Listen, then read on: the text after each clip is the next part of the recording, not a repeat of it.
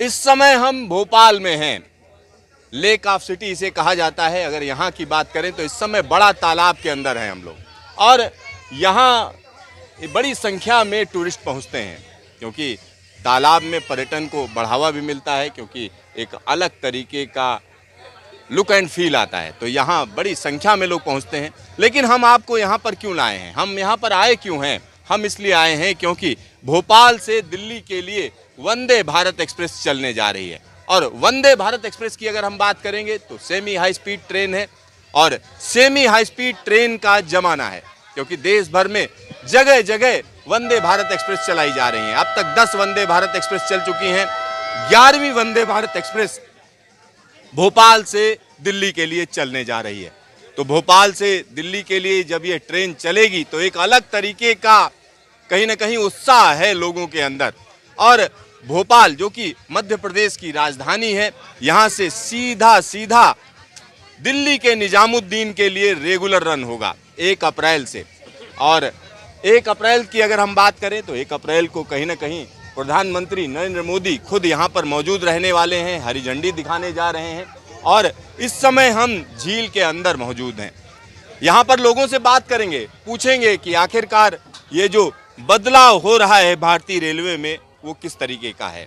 अगर इस बदलाव की बात करें तो यहाँ कुछ लोग हैं, उनसे बात करते हैं। क्या नाम है आपका? मिसेस श्वेता देशमुख। तो श्वेता जी, जब यहाँ पर वंदे भारत चलने जा रही है, वंदे भारत में आपने ट्रेवल किया है, चले हैं आप? नहीं किया कभी। क्या सुना है उसके बारे में? वंदे भारत एक्सप्रेस कहा जाता है कि सेमी हाई स्पीड ट्रेन है, 160 kmph पर चलेगी और भोपाल से दिल्ली के बीच में चलने जा रही है। बदलाव नजर आएगा? हाँ, नजर तो आएगा। तो यहाँ पर बदलाव नजर आएगा, निश्चित तौर पर नजर आएगा। और यहाँ कुछ और लोग हैं, उनसे बात करते हैं। क्या नाम है भाई साहब आपका? संदीप देशमुख। तो संदीप जी, यहाँ पर जो ट्रेन चलाई जा रही है भोपाल से निजामुद्दीन के लिए, तो लग रहा है कि भारतीय रेलवे का चेहरा बदल रहा है। बिल्कुल बदल रहा है। एक प्रकार से ये रिवॉल्यूशन है ट्रेन जगत में, कह सकते हैं रेलवे के जगत में। सेमी हाई स्पीड ट्रेन चल रही है और कनेक्टिविटी, वैसे तो काफ़ी साउथ से ट्रेनें आती हैं, बट ये एक डायरेक्ट यहाँ से चलने वाली ट्रेन है जिसमें इजीली लोगों को रिजर्वेशन मिल जाएगा, लोग इजीली उसमें एडजस्ट हो जाएंगे। और फैसिलिटी जो वंदे भारत की काफ़ी अच्छी है, एक बहुत अच्छी दिखने वाली ट्रेन है जिसमें फैसिलिटीज़ जो हैं एरोप्लेन जैसी है अंदर से, तो अपने आप में एक कहना चाहिए क्रांति है।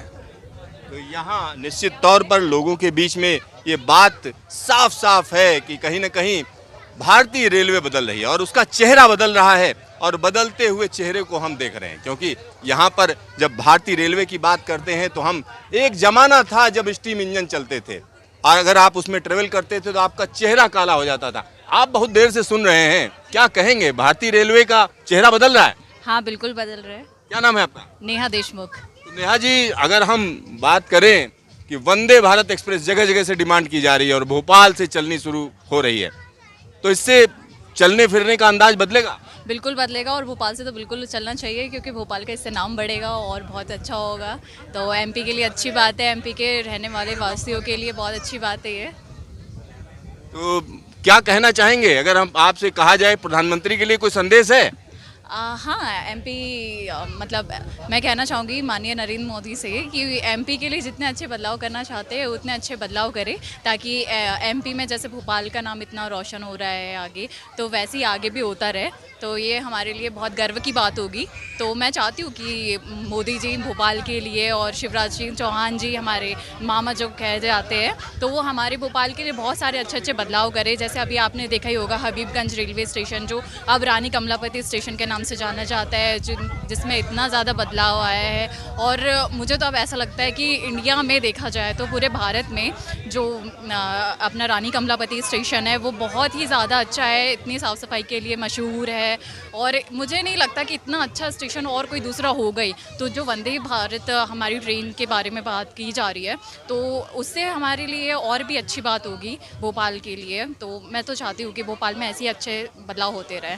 भोपाल में कहीं ना कहीं ऐसे अच्छे बदलाव का स्वागत किया जा रहा है और यहाँ पर बड़ी संख्या में टूरिस्ट हैं जो इस जगह पर घूम रहे हैं और आसपास का दृश्य देख रहे हैं। आप कुछ बोलना चाह रहे हैं, क्या नाम है आपका? प्रियंका। प्रियंका जी, आप कहाँ से हैं? मैं राजस्थान से। राजस्थान से यहाँ घूमने आए? हाँ। यहाँ का मौसम और साथ ही साथ यहाँ की ट्रेनें भी बदलने जा रही हैं, क्या कहेंगे? ये बदलाव बहुत अच्छा है, यहाँ का मौसम भी बहुत अच्छा है और ये जो ट्रेन चल रही है वंदे भारत, ये हम जैसे टूरिस्ट के लिए बहुत ही अच्छा है और अच्छी सुविधा रहेगी। इससे कनेक्टिविटी बढ़ेगी, दोनों राज्यों के बीच भी बढ़ेगी और जैसे आने जाने का साधन है उसमें काफ़ी दिक्कत रहती थी, अब वो समस्या खत्म होगी। अच्छा प्रियंका जी, आपके जयपुर से भी चलने जा रही है दिल्ली के लिए, क्या कहेंगे? वो भी बहुत अच्छा है, ये रेलवे का बहुत ही सराहनीय कदम है, इसके लिए मैं नरेंद्र मोदी जी को काफ़ी धन्यवाद देना चाहूँगी। तो यहाँ पर आप समझिए लोगों के दिमाग में ये बात साफ साफ है कि रेलवे में बड़ा बदलाव हो रहा है और ये बदलाव कहीं ना कहीं दिख रहा है। अमूमन जब पहली वंदे भारत चली थी तो लोगों को लग रहा था इस तरीके की ट्रेनें आगे चल पाएंगी या नहीं चल पाएंगी, लेकिन अब यह सपना हकीकत में तब्दील हो रहा है क्योंकि 15 अगस्त 2023 तक के लिए जो टारगेट दिया गया है, अगर हम उसकी बात करें तो 75 ट्रेनें देश के अलग अलग कोनों से चलनी हैं और भारतीय रेलवे उसके लिए दिन रात प्रयास कर रहा है। कैमरामैन शकील अहमद के साथ सिद्धार्थ, न्यूज स्टेशन, भोपाल।